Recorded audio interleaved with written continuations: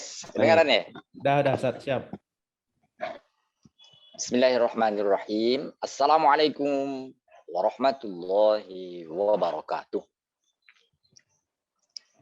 A'udzubillahi minasyaitonirrajim. Bismillahirrahmanirrahim. Alhamdulillahirabbil alamin. Wassalatu wassalamu ala asyrafil anbiya'i wal mursalin wa ala alihi wa sahbihi ajma'in. Allahumma rabbana atina min ladunka rahmah wa hayyi lana min amrina rasyada. Amin ya rabbal alamin. Alhamdulillah dengan izin dan karunia Allah juga terdapat bertemu kembali, dan pada kesempatan ini kita akan melanjutkan kajian kita memasuki pembahasan surat ke-11 surat Hud alaihi salam. Semoga kiranya dengan mengkaji surah ini kita selalu berada dalam hudan, petunjuk yang benar dari Allah Subhanahu wa taala. Amin ya rabbal alamin. Baiklah, kita mulai sebagaimana biasa. Fokus kajian tafsir kita ini hanya tertuju kepada 3 hal penting. Pertama, tentang arti dan makna dari judul surat yang sedang kita kaji. Yang kedua, kita akan lihat korelasi, hubungan, relevansi antara surat yang sedang kita kaji dengan surat sebelumnya. Disebut dengan istilah al-munasabah. Baru ketiga, kita akan ambil pesan-pesan penting dari surat yang sedang kita kaji, dan kita batasi pada 3 pesan penting saja yang disebut dengan istilah ad-durusul mustafadah, pelajaran-pelajaran penting yang pesan-pesan itu apabila kita hayati dengan baik, insya Allah materi di surah yang sedang kita kaji telah mengalir di nadi dan jantung kita. Amin ya rabbal alamin. Baiklah, kita mulai dengan pembahasan pertama, arti dan makna. Hud adalah nama seorang nabi dan seorang rasul. Ada perbedaan istilah dengan nabi dan rasul. Dalam dialog nabi dengan sahabat yang bernama Abu Dzar al-Ghifari dan di beberapa riwayat lainnya, Rasulullah pernah mengingatkan bahwa jumlah nabi yang diutus oleh Allah Subhanahu wa taala ini itu ribuan. 124.000 nabi dari sejak Nabi Adam sampai Nabi Muhammad sallallahu alaihi wasallam. Tapi yang menjadi rasul itu ada yang mengatakan 313, ada yang mengatakan 314, ada yang mengatakan 315. Tapi artinya lebih dari 300 dan ratusan. Sebagian dari nabi dan rasul itu ada yang diceritakan dalam Al-Quran, dan itulah yang kita kenal dengan istilah 25 rasul. Sebenarnya jumlah rasul tidak hanya 25. Itu yang diceritakan, yang namanya tertera dalam Al-Quran, yang menjadi ulul azmi, nabi pilihan dari 25 itu, itulah disebut dengan ulul azmi, yaitu Nabi Nuh, Nabi Ibrahim, Nabi Musa, Nabi Isa, dan Nabi Muhammad Sallallahu Alaihi Wasallam. Dan dari 5 itu, bahkan dari ribuan tadi, yang menjadi sayyid, yang menjadi rasul utama adalah Muhammad Sallallahu Alaihi Wasallam. Kita bersyukur menjadi umatnya. Dari ribuan, ratusan nabi, dari 25 yang diceritakan, Hud alaihi salam adalah salah satunya, dan Nabi Hud itu tertera namanya menjadi nama surah ke-11 dari Al-Quran. Kenapa Nabi Hud terpilih? Nah, itu diantaranya adalah karena Nabi Hud ini bermula dari Nabi Hud, itu dia sudah bertemu dengan komunitas masyarakat yang banyak. Seperti mana kita ketahui bahwa sejak Nabi Adam sampai Nabi Nuh, itu generasi manusia pada masa Nabi Nuh pernah punah. Di Quran mengatakan ketika masa Nabi Nuh itu dapat dipastikan tidak ada yang tak beriman, semuanya beriman. Tidak ada yang tak beriman pada masa Nabi Nuh. Khususnya ketika Nabi Nuh berada di atas kapalnya. Tidak ada yang tersisa manusia, semuanya sudah punah. Yang ada adalah Nabi Nuh dan orang-orang beriman. Jadi artinya orang-orang yang hidup di masa Nabi Nuh ketika mendarat itu dipastikan orang-orang beriman. Nah, namun setelah sekian lama mereka meninggalkan keimanannya, sudah mulai tereduksi imannya, dan itu dijelaskan di surat Hud. Kita perhatikan surat Hud ini tentang apa yang telah kita sebutkan tadi. Pada ayat 40. Surat Hud alaihi salam ayat 40 menjelaskan hatta idza jaa amruna. Silakan. Hingga apabila perintah kami datang dan tanur dapur telah memancarkan air, kami berfirman, muatkanlah ke dalamnya kapal itu dari masing-masing hewan sepasang jantan dan betina, dan juga keluargamu kecuali orang yang telah terkena ketetapan terdahulu, dan muatkan pula orang-orang yang beriman. Ternyata orang-orang yang beriman yang bersama dengan Nuh hanya sedikit. Hanya sedikit. Jadi orang yang beriman hanya sedikit karena hanya satu kapal. Itu makanya Allah panggil, wahai anak cucu Adam, karena kita berasal dari Nabi Adam. Tapi ada panggilan lain, wahai anak cucu yang selamat di kapal Nabi Nuh. Karena kita hidup sekarang ini dipastikan adalah keturunan dari orang-orang yang ada di kapal Nabi Nuh. Jadi kita semuanya ini sebenarnya saudara sekapal. Karena kalau ditelusuri terombonya silsilahnya, itu orang tua kita pastilah yang berada di kapal Nabi Nuh. Nah, itulah dia sebabnya di surat 17 dikatakan begini.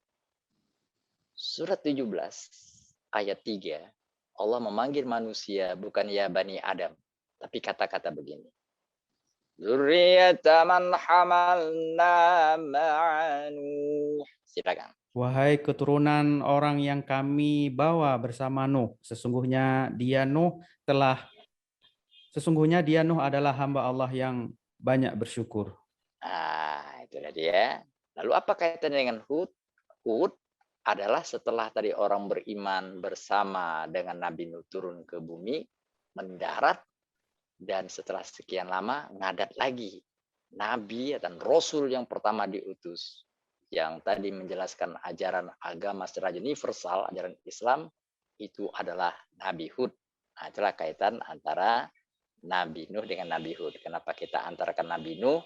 Karena Nabi Hud ini dijelaskan di surat ke-7. Pada surat ke-7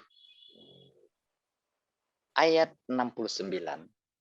Surat Al-A'raf 69 dikatakan begini.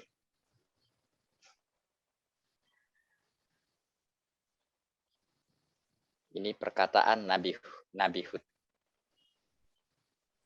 Surat Al-A'raf ayat 69. Ya. Dan herankah kamu bahwa ada peringatan yang datang dari Tuhanmu melalui seorang laki-laki dari kalanganmu sendiri untuk memberi peringatan kepadamu? Ingatlah ketika dia menjadikan kamu sebagai khalifah-khalifah setelah kaum Nuh, dan dia lebihkan kamu dalam kekuatan tubuh dan perawakan. Maka ingatlah akan nikmat-nikmat Allah agar kamu beruntung. Ya, itulah dia Nabi Hud. Nabi Hud, Nabi dan Rasul yang disebutkan persis setelah tadi generasi Nabi Nuh yang mereka semula beriman, tapi mereka perlahan meninggalkan ajaran yang dibawa Nabi Nuh. Mereka menyembah Tuhan-Tuhan yang banyak, seperti dikatakan pada ayat selanjutnya. Satu ayat lagi.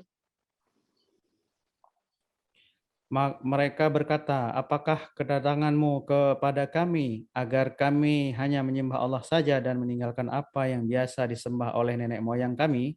Maka buktikanlah ancamanmu kepada kami jika kamu benar. Ya, titik. Jadi Nuh, setelah tadi sekian lama diteruskan dengan Nabi Hud, surat kajian kita. Dan Nabi Hud alaihi salam menjelaskan tentang prinsip agama yang universal. Oleh karena itu, kajian kita mengarah kepada isi dari ajaran universal. Agama dibawa oleh para nabi dan rasul itu agama Islam. Tapi melalui surat Hud, kita diingatkan ada 3 esensi, ada 3 prinsip ajaran universal yang dibawa oleh para nabi dan dijelaskan di surat Hud alaihi salam. Apakah itu kita simpan di bagian ketiga, tapi kita masuki dulu makna ya. Makna di balik Hud alaihi salam Allah menyadarkan manusia bahwa keimanan yang semula dimiliki oleh manusia. Jadi fitrah manusia itu beriman. Jadi, tidak ada manusia yang tidak beriman. Karena dalam rahim kita telah mengaku beriman kepada Allah. Namun seiring waktu setelah kita lahir ke dunia ini, apalagi kalau berada pada lingkungan yang tidak mendukung, keimanan itu bisa tertutupi. Oleh karena itu, makna di balik ayat ini adalah menyadarkan manusia keimanan dapat tertutup, keimanan dapat terhalang apabila tidak diperingatkan, tidak datangnya peringatan. Jadi dari sudut pendengaran, Hud ini seakan-akan seperti hudan petunjuk. Itulah makanya kaum Hud disebut dengan Ad. Ad itu membangkang. Jadi wa ila adin akhahum huda. Di satu versi ada yang Ad, keluar dari batasan. Kita sebenarnya manusia sebagai abdi Allah, tahu-tahu keluar. Kenapa mengabdi yang lain? Tuhan-Tuhan yang lain. Hud datang. Petunjuk Allah datang untuk mengembalikan manusia kepada prinsip ajaran ilahi yang universal dan benar berlaku sepanjang masa. Itulah makna di balik Hud, sekali lagi menyadarkan manusia bahwa keimanan kita dapat tertutupi bila tidak diingatkan, tidak datangnya peringatan dari Allah Subhanahu wa taala. Baik, baru kita maju kepada pembahasan yang kedua, al-munasabah, hubungan. Bila surah yang lalu menjelaskan tentang kaum Nuh, kaum Yunus ya, Yunus kemarin, bila materi yang lalu, surah yang lalu menjelaskan tentang kaum Yunus yang mengejek, yang menghina, yang menolak ajaran yang dibawa Nabi Yunus, lalu kemudian sadar. Maka surah yang sedang kita kaji mengingatkan materi ajaran para nabi. Jadi apa yang dibawa oleh Nabi Yunus, apa yang dibawa oleh Nabi Nuh, apa yang dibawa oleh Nabi Hud, sampai apa yang dibawa oleh Rasulullah Shallallahu Alaihi Wasallam sebenarnya tidak lepas dari 3 prinsip universal. Jadi kalau kemarin kita menjelaskan Nabi Yunus yang membawa prinsip universal ditertawakan oleh kaumnya, maka surat sekarang mengingatkan apa 3 prinsip universal atau prinsip-prinsip universal yang dibawa oleh para nabi yang kita batasi kepada 3 prinsip universal saja.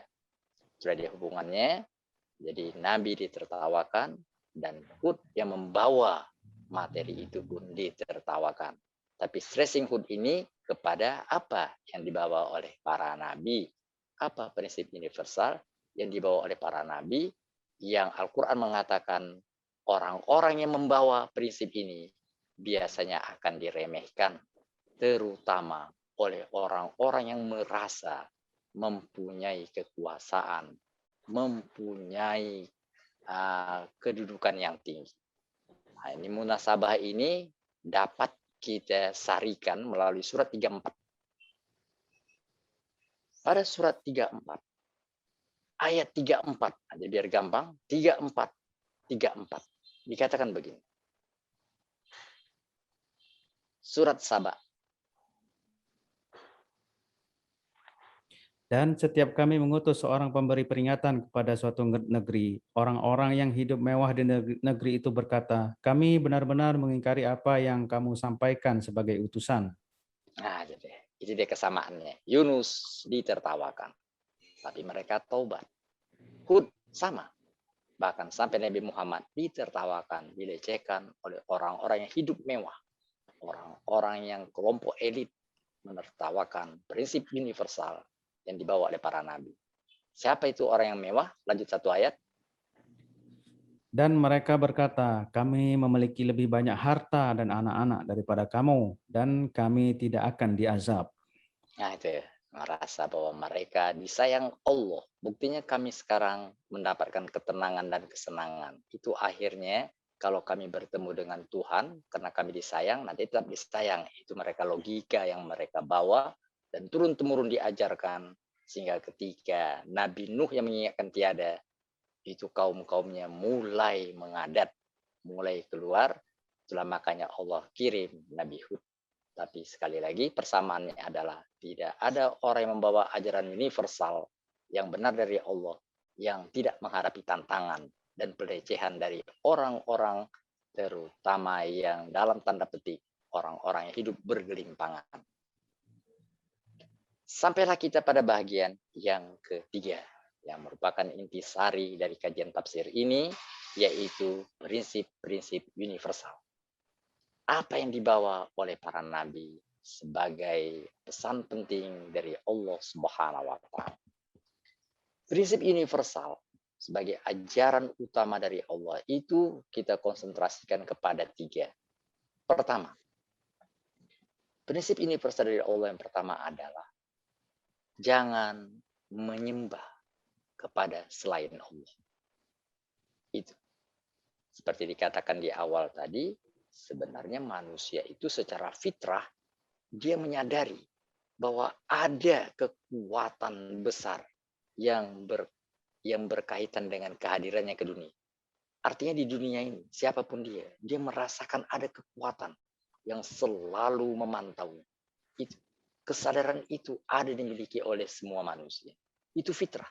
Jadi fitrah untuk mengabdi, menyembah, tunduk kepada satu kekuatan besar, itu ada. Periksalah semua kebudayaan, itu ada. Jepang atau menyembah matahari, ada. Nah, sayangnya yang disembah itu yang masalahnya. Mereka menyembah kekuatan besar itu yang diselewengkan oleh iblis. Sehingga akhirnya ada menyembah kepada matahari, ada menyembah kepada bulan, ada menyembah kepada pohon, dan kadang-kadang ada pula kepercayaan yang kena banyak yang mau disembah, banyak pula Tuhan-Tuhan dan patung-patung yang disembah. Ini diluruskan oleh para nabi. Itu semua bukan Tuhan. Jadi prinsip universal adalah Allahu ahad. Qul huwallahu ahad. Itu prinsip universal. Kita lihat ke surat yang sedang kita kaji. Surat Hud alaihi salam. Kita lihat melalui perkataan Hud yang memuat prinsip universal. Mari kita lihat surat 11, surat Hud ayat 50.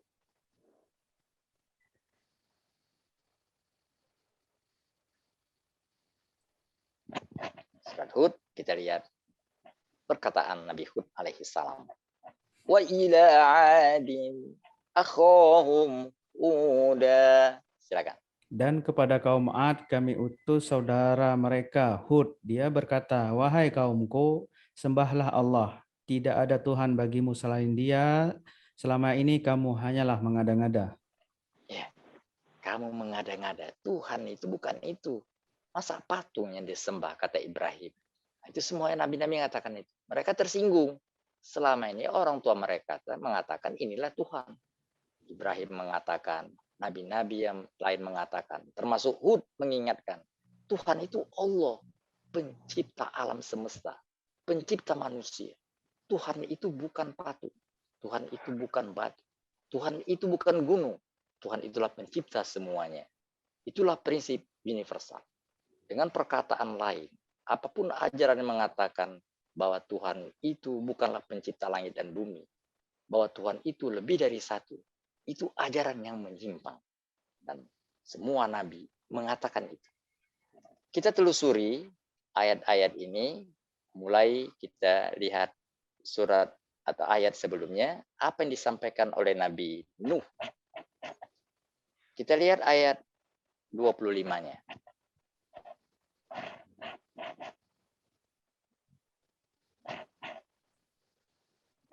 Dan sungguh kami telah mengutus Nuh kepada kaumnya. Dia berkata, sungguh aku ini adalah pemberi peringatan yang nyata bagimu. Terus.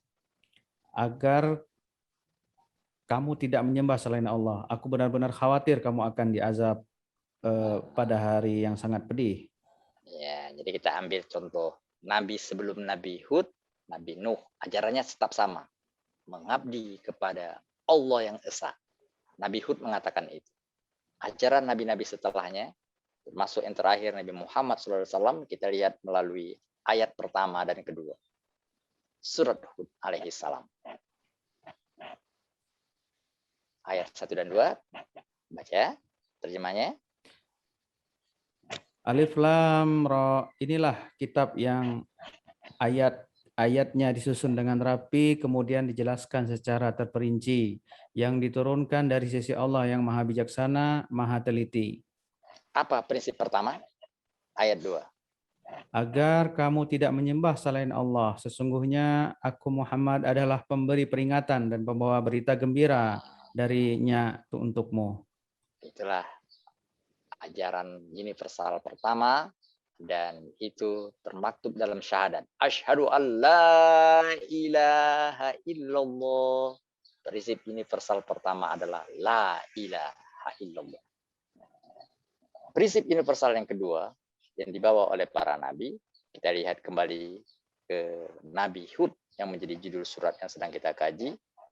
Prinsip universal yang kedua adalah pengampunan dosa. Jadi ajaran universal yang kedua adalah bahwa dosa akan diampuni oleh Maha Pengampun. Langsung oleh Allah. Maksudnya, ampun jangan kepada orang. Mohon ampun kepada Sang Maha Pengampun. Jadi, prinsip universal kedua adalah mohon ampunlah kepada Sang Maha Pengampun. Jadi semua nabi mengajarkan bahwa manusia itu pastilah suatu ketika bersalah. Tapi ingat, kekuatan besar seperti yang disebutkan di awal, Allah itu bukan saja Sang Pencipta, Dia Maha Pengampun. Tidak peduli sebesar apapun dosa yang dilakukan oleh manusia, Allah siap dengan ampunan yang lebih besar dari dosanya. Pada surat Hud itu dijelaskan di ayat 52. Wa ya qaumi astaghfiru rabbakum. Dan Silakan. Hud berkata, wahai kaumku, mohonlah ampunan kepada Tuhanmu, lalu bertaubatlah kepadanya.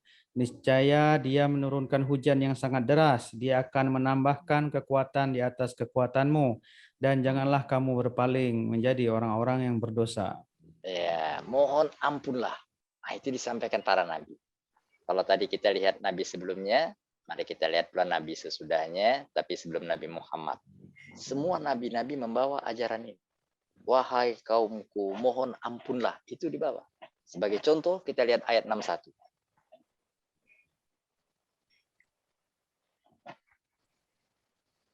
Ayat 61, silakan. Dan kepada kaum Samud kami utus saudara mereka Soleh. Dia berkata, wahai kaumku, sembahlah Allah. Tidak ada Tuhan bagimu selain Dia. Dia telah menciptakan kamu dari bumi, tanah, dan menjadikan kamu pemakmurnya. Karena itu mohonlah ampunan kepadanya, kemudian bertaubatlah kepadanya. Sesungguhnya Tuhanku sangat dekat rahmatnya dan memperkenankan doa hambanya. Nah, ini di satu ayat malah disatukan prinsip pertama dan kedua. Tidak ada Tuhan selain Allah. La ilaha illallah. Mohon ampunlah kepadanya. Prinsip kedua disatukan dalam satu ayat. Pada ajaran yang dibawa oleh Rasulullah Shallallahu Alaihi Wasallam, kita lihat itu ditegaskan di ayat berikutnya. Tadi sudah ayat 1, ayat 2, ayat 3-nya. Hud ayat 3.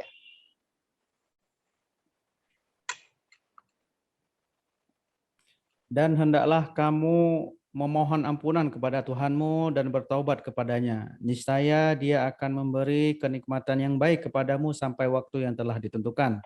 Dan Dia akan memberikan karunia-Nya kepada setiap orang yang berbuat baik. Dan jika kamu berpaling, maka sungguh aku takut kamu akan ditimpa azab pada hari yang besar, kiamat. Nah, itu di ajaran yang dibawa Rasulullah SAW juga. Prinsip nomor 2 ditegaskan. Mohon ampun kepada Allah. Tidak ada dosa yang tidak diampuni.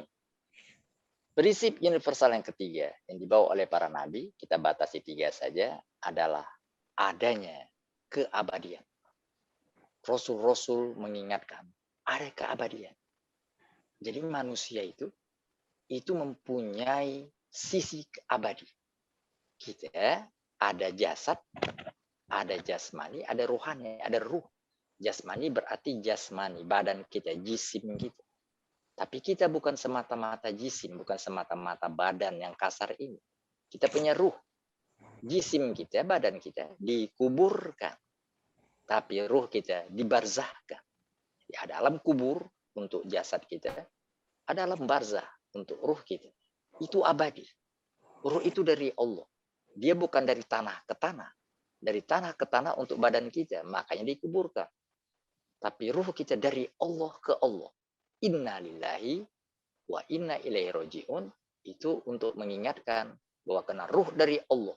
Dia kembali kepada Allah. Dan ruh itu abadi. Seperti yang diingatkan kholidina fiha. Mereka berada di sana abadi selamanya. Jadi manusia mempunyai sisi keabadian. Bahwa kematian bukanlah akhir segala-galanya. Kematian hanya akhir untuk jasad. Sedangkan ruh melanjutkan perjalanannya menuju sang pencipta. Itulah makanya disebutkan bahwa yaumil akhir, ada hari terakhir. Bukan sekarang. Sekarang hari dunia, hari yang dekat yang akan ditinggalkan. Hari akhirat, yaumil akhir merupakan rukun iman. Itu mengingatkan manusia. Prinsip universal dibawa oleh para nabi adalah ada keabadian. Bahwa dengan meninggalkan jasad bukan berarti tinggal semuanya. Meninggalkan jasad atau meninggal dunia adalah peringatan bahwa perjalanan ruh kita berjalan menuju sang pencipta Allah subhanahu wa ta'ala, dan itu ada di akhirat nanti sebagai destinasi terakhir, the last destination. Seperti dikatakan di surat 11, Nabi Hud menjelaskan itu. Kita lihat di ayat 59 dan 60.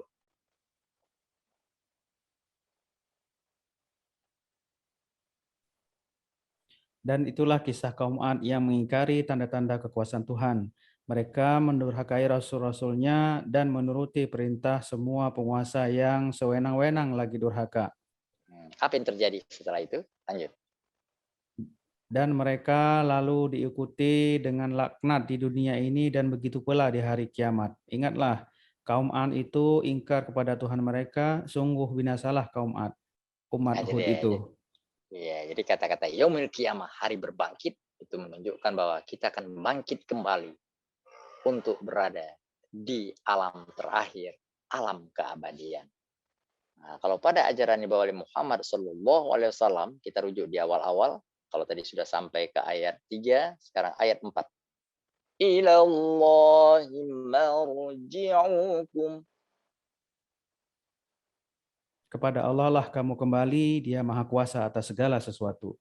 Nah, itulah dia ringkasan dari surat Hud alaihi salam. Seorang nabi yang berada, yang datang, diutus oleh Allah untuk mengingatkan kaum Nuh yang semula beriman dan imannya tercemari.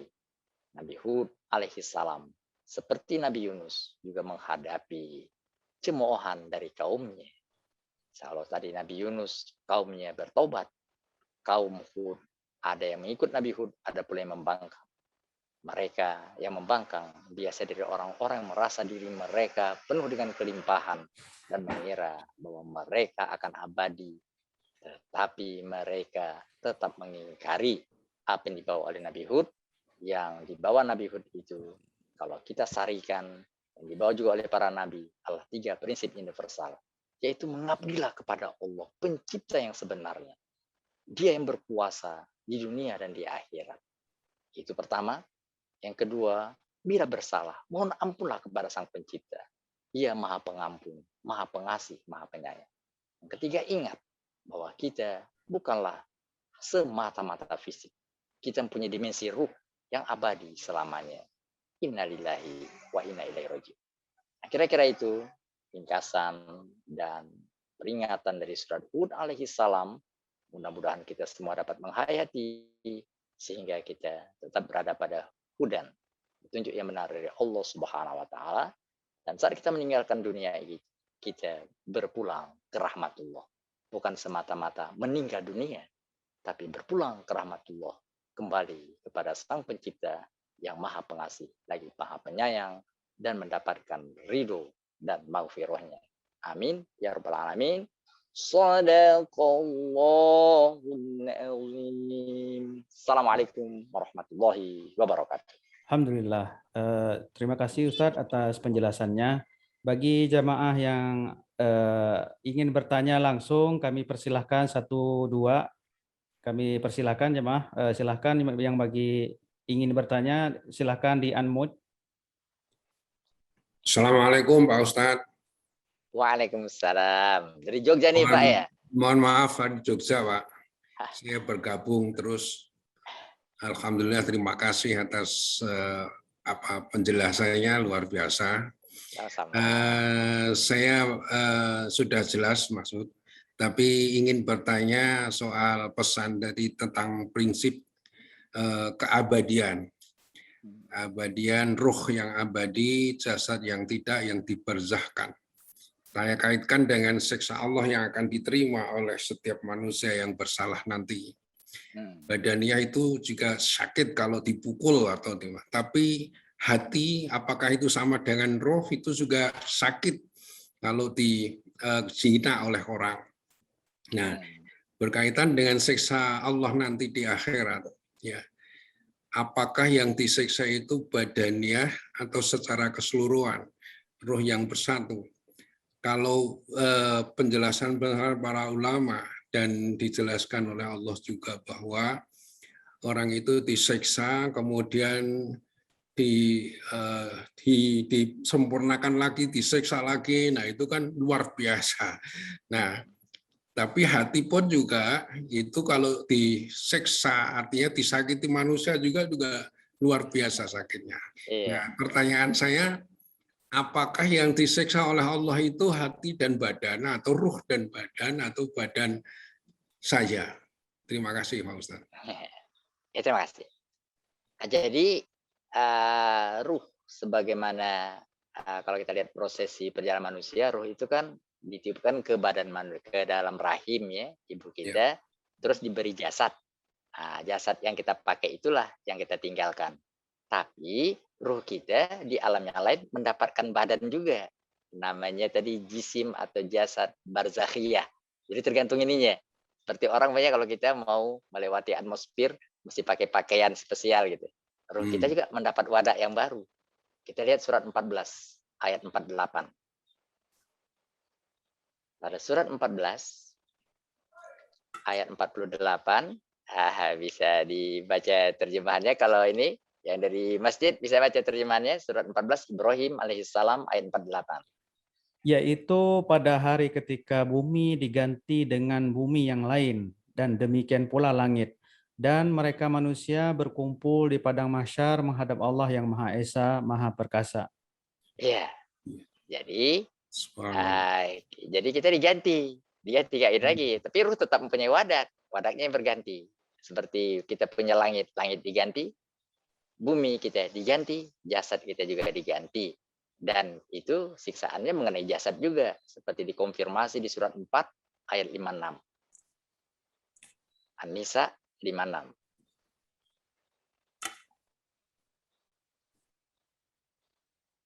Sungguh orang-orang kafir kepada ayat kami kelak akan kami masukkan ke dalam neraka. Setiap kulit-kulit mereka hangus, kami ganti dengan kulit yang lain agar mereka merasakan azab. Sungguh Allah Maha Perkasa, Maha Bijaksana. Ya, ruh itu mendapatkan wadah itu yang merasakan sakit itu kan kulit. Nanti kalau sudah kena itu kan kulitnya kan sudah nggak merasa lagi, diganti lagi gitu. Jadi pergantian itu bukan saja pergantian jasad, bahkan ketika disiksa ruh itu sudah hangus, diganti lagi.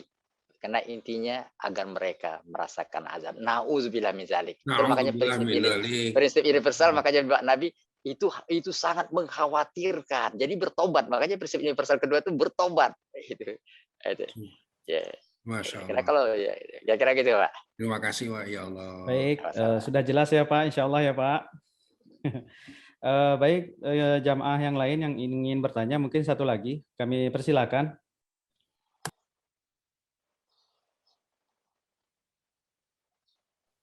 Assalamualaikum Ustadz. Waalaikumsalam. Waalaikumsalam warahmatullah. Ustadz, izin Pak Desra dari Bandung bertanya Ustadz. Iya, silakan Pak Desra. Nah, kan tadi kita bicara tentang silsilah Nabi, sirah Nabi banyak banget Ustadz. Nah di masyarakat kita ada semacam tanda kutip unquote nih, semacam kayak apa pengkaplikan Nabi, Nabi Musa, Nabi Ibrahim itu Yahudi, Nabi Isa itu Kristen, orang Kristen gitu kan. Seolah-olah begitu Ustadz. Nah apalagi sekarang ada salah satu pejabat kita mengatakan bahwa semua agama tujuannya sama. Padahal kita tahu seluruh Nabi itu adalah semua adalah syahadatnya kepada Allah Ustadz itu kan. Mohon Ustadz nasihat buat kami mengenai masalah apa stereotip atau pemahaman para umat saudara-saudara kita tentang Nabi. Terima kasih Ustadz, syukur Ustadz. Iya. Terima kasih. Jadi sebenarnya isu tentang mengatakan Ibrahim itu Yahudi atau apa itu pemutarbalikan dari data itu seperti tadi kita sebutkan di surat Hud ini sudah terjadi. Nuh mengajarkan Tuhan itu satu, tahu belakangan ada di antara mereka mengatakan Tuhan itu nggak satu, Tuhan itu banyak. Makanya Hud datang mengklarifikasi, nggak begitu gitu. Itu juga pernah terjadi setelah Nabi Ibrahim, setelah Nabi Musa, setelah Nabi Isa, itu orang-orang belakangan ada yang mengatakan itu Ibrahim sebenarnya Yahudi. Itu Ibrahim sebenarnya itu dia. Itu diklarifikasi dalam beberapa ayat. Umpamanya pada surat 3. Pada surat 3, melalui ayat 64, Allah ajak dialog orang-orang yang mengatakan itu. Mari kita baca, telusuri surat 3 ayat 64. Katakanlah Muhammad, wahai ahli kitab, mari kita menuju kepada satu kalimat pegangan yang sama antara kami dan kamu, bahwa kita tidak menyembah selain Allah dan kita tidak mempersekutukannya dengan sesuatu apapun. Itu prinsip yang pertama. Terusnya. Dan bahwa kita tidak akan menjadikan satu sama lain Tuhan-Tuhan selain Allah. Jika mereka berpaling, maka katakanlah kepada mereka, saksikanlah bahwa kami adalah orang-orang Muslim. Jadi itu yang pertama. Lanjut. Wahai ahli kitab, mengapa kamu berbantah-bantahan tentang Ibrahim? Padahal Taurat dan Injil diturunkan setelah dia Ibrahim. Apakah kamu tidak mengerti? Itu dia. Jadi kok Ibrahim dikatakan Yahudi, sedangkan tadi kitab yang namanya Taurat dan Injil itu justru dia terjadinya kan, yang namanya Yahudi kan terjadi setelah itu. Lanjut. Allah tegaskan. Begitulah kamu berbantah-bantahan dengan apa yang kamu ketahui, tetapi mengapa kamu berbantah-bantahan juga tentang apa yang tidak kamu ketahui? Allah mengetahui sedang kamu tidak mengetahui. Jadi mengatakan sesuatu mesti jelas dasarnya, jangan cuma kata-kata saja. Allah klarifikasi ayat selanjutnya. Ibrahim bukanlah seorang Yahudi dan bukan pula seorang Nasrani, tetapi dia adalah seorang yang lurus Muslim dan dia tidaklah termasuk orang-orang yang musyrik. Jadi Nabi Ibrahim itu Muslim, dia membawa prinsip universal. Ibrahim itu Islam. Siapa ya kalau kita ingin tahu bagaimana ini bawa Ibrahim? Siapa contohnya? Lanjut satu ayat lagi. Orang yang paling dekat dengan Ibrahim ialah orang yang mengikutinya. Dan Nabi ini Muhammad dan orang-orang yang beriman. Allah adalah pelindung orang-orang yang beriman. Kalau ingin tahu kita potret Nabi Ibrahim ajarannya, tanyalah sama orang yang hidup sejaman dengan dia. Tapi nggak mungkin. Kalau mau lihat potret yang lebih dekat, lihat ajaran Nabi Muhammad itu sama. Makanya dalam sholat mengatakan Allahumma sholli ala Muhammad wa ala ali Muhammad kama shallaita ala Ibrahim, itu mengatakan selaras apa yang dibawa Ibrahim. Dan penangkalan atau penyangkalan yang berikutnya dikatakan di surat 2 ayat 140. Al-Baqarah 140. Ataukah kamu orang-orang Yahudi dan Nasrani berkata bahwa Ibrahim, Ismail, Ishak, Yakub dan anak cucunya adalah penganut Yahudi atau Nasrani?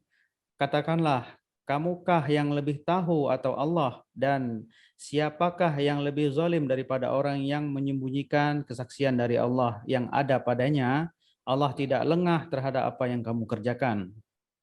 Jadi kalau cerita singkatnya itu cuma diadakan, nggak ada itu dari Allah, nggak begitu. Jadi kenapa timbul istilah itu? Mereka ada-adakan. Kita tambah satu ayat lagi, surat 5 ayat 14. Surat 5. Al-Maidah 14.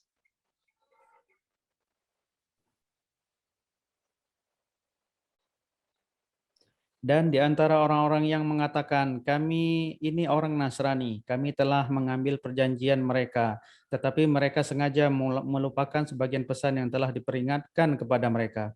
Maka kami timbulkan permusuhan dan kebencian di antara mereka hingga hari kiamat. Dan kala Allah akan memberitakan kepada mereka apa yang telah mereka kerjakan. Nah, intinya, dan orang-orang yang menamakan dirinya. Jadi bukan dari Allah, mereka menamakan dirinya. Sebenarnya mereka sudah dapat yang benarnya. Mereka sembunyikan. Nanti kata Allah akan aku putuskan apa yang mereka lakukan. Tapi tidak semuanya begitu. Mereka banyak yang tetap berpegang pada prinsip yang benar. Dan kalau berpegang pada prinsip yang benar, mereka itu akan masuk ke dalam ajaran yang benar dibawa oleh Nabi Muhammad SAW. Untuk tadi, untuk isu-isu yang sekarang ini ada baiknya itu kita pegang saja yang benar dari kita. Jangan diladeni yang tidak benar. Yang perlu kita sekarang adalah mempelajari yang benar, berpegang teguh dengan benar. Karena Allah mengatakan kalau kau pegang yang benar, nggak usah pedulikan yang nggak benar. Itu biar aja berlalu. Nah, itu karena kita berada pada surat 5, lihat ayat 105-nya. 105.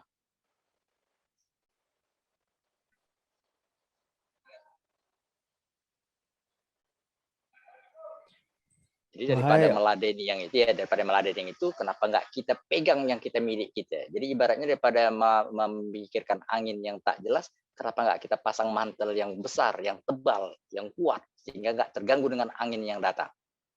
105, silakan. Wahai orang-orang yang beriman, jagalah dirimu, karena orang-orang yang sesat itu tidak akan membahayakan kamu apabila kamu telah mendapat petunjuk. Hanya kepada Allah kamu semua akan kembali, kemudian Dia akan menerangkan kepada kamu apa yang telah kamu kerjakan. Jadi semacam peringatan, kenapa tidak pelajari yang ada pada kita dengan baik. Jadi itu sebenarnya suatu rahmat juga dengan adanya isu seperti itu. Hendaknya kita semakin pelajari apa yang baik, apa yang benar di yang telah kita pegang selama ini. Sedangkan untuk yang lain, kata Allah, udah, itu mereka tidak akan membahayakanmu. Kalau dapat petunjuk. Tapi kalau kita sibuk mengurus angin, masuk angin nantinya. Oleh karena itu, siapkan dulu pertahanan diri yang baik. Kira-kira begitu, Pak. Syukran Ustadz, syukran Ustadz. Baik Pak Desra, udah jelas ya Pak Desra, insya Allah ya.